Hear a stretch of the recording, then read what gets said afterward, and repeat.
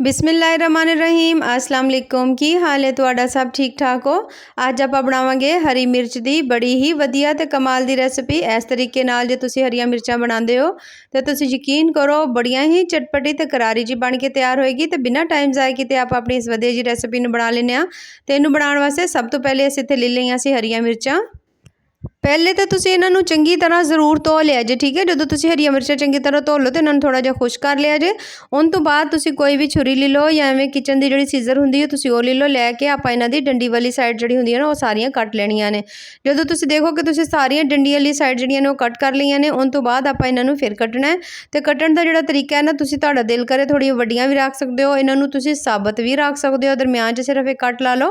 पर मैं इन्हां दे एवें करके छोटे छोटे जे पीस करनी पई आ। इस तरह बहुत ज़्यादा टेस्टी बनदियां ने।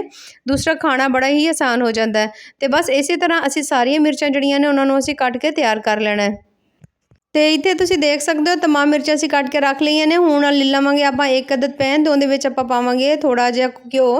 इहनूं पाउण तो बाद जिवें हल्का जिहा घिओ गरम होएगा ना, जिहड़ियां आपां मिर्चां रखियां सी ना कट के, ओह तमाम आपां इहदे विच पा देवांगे। पाउण तो बाद हुण आपां दरमियानी जी फ्लेम दे उत्ते इन्हां नूं कर लेना फ्राई।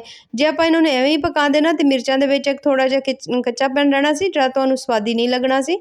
ते इस तरह जे तुसीं पकाओगे ना तो बहुत ज़्यादा मज़ेदार बनी है, क्योंकि एवें तुसीं पहले मिर्चां नूं हल्का जिहा फ्राई कर लवोगे।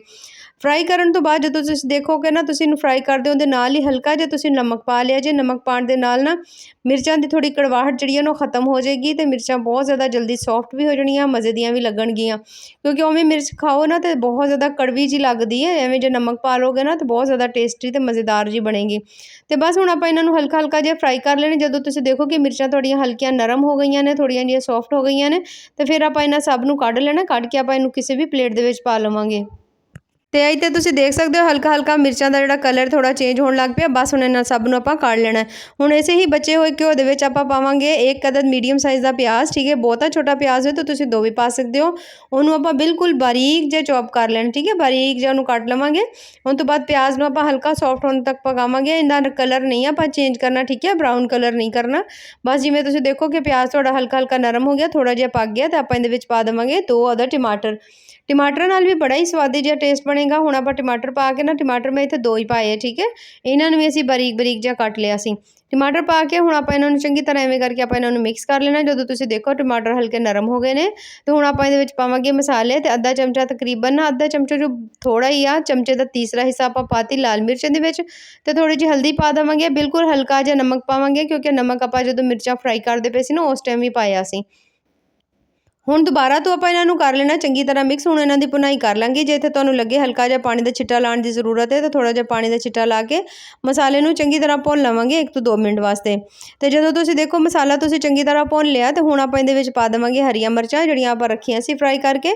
तमाम हरियां मिर्चां पाउण तो बाद हुण दुबारा आपां इहनूं चंगी तरह मिक्स कर लांगे। हुण सोहणा बड़ा इहनूं भुन लवांगे। इस तरीके नाल हरियां मिर्चां बहुत ज़्यादा स्वादी बनदियां ने, ते इन्हां दा टेस्ट बड़ा ही कमाल दा हुंदा है। हुण हरियां मिर्चां बड़ियां स्वादी, बड़ियां चटपटियां, मज़ेदार जिहियां बन, तो उहदे वास्ते आपां ना इहदे विच एक होर चीज़ पावांगे, ओह है शक्कर। जे शक्कर तुसीं इत्थे जे होए ना तुहाडे कोल गुड़, ते तुसीं एक छोटी जी गुड़ दी डल्ली भी पा सकदे हो। जे ना होए तो तुसीं इहदे विच शक्कर भी पा सकदे हो। देख सकते हो तकरीबन 2 चम्मच मैं इहदे विच शक्कर पाती। शक्कर पाउण तो बाद हुण दुबारा आपां इन्हां नूं चंगी तरह मिक्स करांगे। अक्सर मिर्चां जदों बनाईਆਂ ना थोड़ियां जिहियां कड़वियां लगदियां। जे तुसीं इवें करके तकरीबन 1 चम्मच ਜਾਂ 2 चम्मच इहदे विच तुसीं पा लैंदे हो ना थोड़ा जिहा इहदे विच शक्कर, तो तुसीं यकीन करो इहदा इन्ना सोहਣਾ स्वादी टेस्ट हुंदा कि तुहाडा हर वारी इहनूं एवें ही बनाउण नूं दिल करेगा, क्योंकि मज़ेदार जिहियां लगदियां ने। ते इन्हां नूं हुण असीं चंगी तरह भुन लिया, ठीक है। हुण इन्हां नूं थोड़ा जिहा आपां होर गलाणा, क्योंकि मिर्चां हले थोड़ियां नरम नहीं इन्नियां होईयां। ते ਉਹਦੇ वास्ते आपां ना इहदे विच पा देवांगे थोड़ा जिहा पानी। ਅੱਧਾ ਕੁ ਕੱਪ ਪਾਣੀ ਪਾ ਕੇ ਨਾ ਇਹਨਾਂ ਨੂੰ ਇੱਕ ਵਾਰੀ ਹਲਕਾ ਜਿਹਾ ਮਿਕਸ ਕਰ ਲਿਆ ਜੇ। ਮਿਕਸ ਕਰਕੇ ਨਾ ਹੁਣ ਆਪਾਂ ਇਹਦੇ ਉੱਤੇ ਢੱਕਣ ਦੇ ਦਾਂਗੇ। ਢੱਕਣ ਲਾ ਕੇ ਆਪਾਂ ਇਹਨੂੰ ਘੱਟ ਤੋਂ ਘੱਟ ਵੀ ਨਾ 5 ਤੋਂ 6 ਮਿੰਟ ਲਈ ਬਿਲਕੁਲ ਹਲਕੀ ਜੀ ਫਲੇਮ ਦੇ ਉੱਤੇ ਪਕਾਵਾਂਗੇ, ਤਾਂ ਕਿ ਮਿਰਚਾਂ ਚੰਗੀ ਤਰ੍ਹਾਂ ਸੌਫਟ ਹੋ ਜਾਣ। 5 ਤੋਂ 6 ਮਿੰਟ ਬਾਅਦ ਮਾਸ਼ਾਅੱਲਾ ਬਹੁਤ ਜ਼ਿਆਦਾ ਮਿਰਚਾਂ ਮਜ਼ੇਦਾਰ ਜਿਹੀਆਂ ਸੜੀਆਂ ਇੱਥੇ ਬਣ ਕੇ ਤਿਆਰ ਹੋ ਗਈਆਂ। ਹਲਕਾ ਹਲਕਾ ਇਹਨੂੰ ਭੁੰਨ ਲਵਾਂਗੇ। ਜੇ ਤੁਹਾਨੂੰ ਲੱਗੇ ਇਹਦੇ ਵਿੱਚ ਹਲਕੀ ਜਿਹੀ ਹਲੇ ਪਾਣੀ ਦੀ ਨਮੀ ਹੈ ਤਾਂ ਥੋੜਾ ਫਲੇਮ ਹਾਈ ਕਰਕੇ ਇਹਨੂੰ ਤੁਸੀਂ ਸੋਹਣਾ ਬੜਾ ਭੁੰਨ ਲਓ, ਤਾਂ ਕਿ ਬੜੀ ਸੋਹਣੀ ਇਹਦੇ 'ਚ ਨਾ ਖੁਸ਼ਬੂ ਆਏ। ਹੁਣ ਬੜਾ ਸੋਹਣੀ ਤੇ ਮਿਰਚਾਂ ਸੜੀਆਂ ਬਣ ਗਈਆਂ। ਹਲਕਾ ਜਿਹਾ ਮੈਂ ਵਿੱਚ ਧਨੀਆ ਪਾਤਾ। ਧਨੀਆ ਪਾਉਣ ਤੋਂ ਬਾਅਦ 1 ਤੋਂ 2 ਮਿੰਟ ਲਈ ਹਲਕਾ ਜਿਹਾ ਫਿਰ ਦਮ ਦੇ ਦੇਵਾਂਗੇ, ਤਾਂ ਕਿ ਤਮਾਮ ਚੀਜ਼ਾਂ ਹੋਰ ਸੌਫਟ ਹੋ ਜਾਣ। ਤੇ ਮਾਸ਼ਾਅੱਲਾ ਤਕਰੀਬਨ 2 ਮਿੰਟ ਬਾਅਦ ਆ ਦੇਖ ਸਕਦੇ ਹੋ ਕਿੱਡੀਆਂ ਸੋਹਣੀਆਂ ਮਜ਼ੇਦਾਰ ਜਿਹੀਆਂ ਜਿਹੜੀਆਂ ਮਿਰਚਾਂ ਸਾਡੀਆਂ ਇੱਥੇ ਬਣ ਕੇ ਤਿਆਰ ਹੋ ਗਈਆਂ ਨੇ। ਤੇ ਇਹਨੂੰ ਆਪਾਂ ਪਾ ਲੈਂਦੇ ਹਾਂ ਪਲੇਟ ਵਿੱਚ। ਆ ਦੇਖੋ ਮਾਸ਼ਾਅੱਲਾ ਤੁਸੀਂ ਇਹਨਾਂ ਦਾ ਕਲਰ ਚੈੱਕ ਕਰ ਸਕਦੇ ਹੋ, ਕਿੱਡਾ ਸੋਹਣਾ ਤੇ ਮਜ਼ੇਦਾਰ ਜਿਹਾ ਆਇਆ ਤੇ ਮਿਰਚਾਂ ਬੜੀਆਂ ਹੀ ਕਮਾਲ ਦੀਆਂ ਬਣੀਆਂ ਨੇ। ਤੇ ਤੁਸੀਂ ਵੀ ਇਸ ਤਰੀਕੇ ਦੇ ਨਾਲ ਜ਼ਰੂਰ ਬਣਾਇਆ ਜੇ ਤੇ ਬਣਾ ਕੇ ਤੁਸੀਂ ਸਾਨੂੰ ਜ਼ਰੂਰ ਕਮੈਂਟ ਦੱਸਿਆ ਤੁਹਾਨੂੰ ਸਾਡੀ ਅੱਜ ਦੀ ਰੈਸਪੀ ਕਿਵੇਂ ਦੀ ਲੱਗੀ। ਬਾਕੀ ਅੱਲਾਹ ਪਾਕ ਤੁਹਾਨੂੰ ਸਭ ਨੂੰ ਖੁਸ਼ ਰੱਖੇ, ਆਬਾਦ ਰੱਖੇ, ਦੁਆਵਾਂ ਯਾਦ ਰੱਖਿਆ ਜੇ। ਅੱਲਾਹ ਹਾਫਿਜ਼।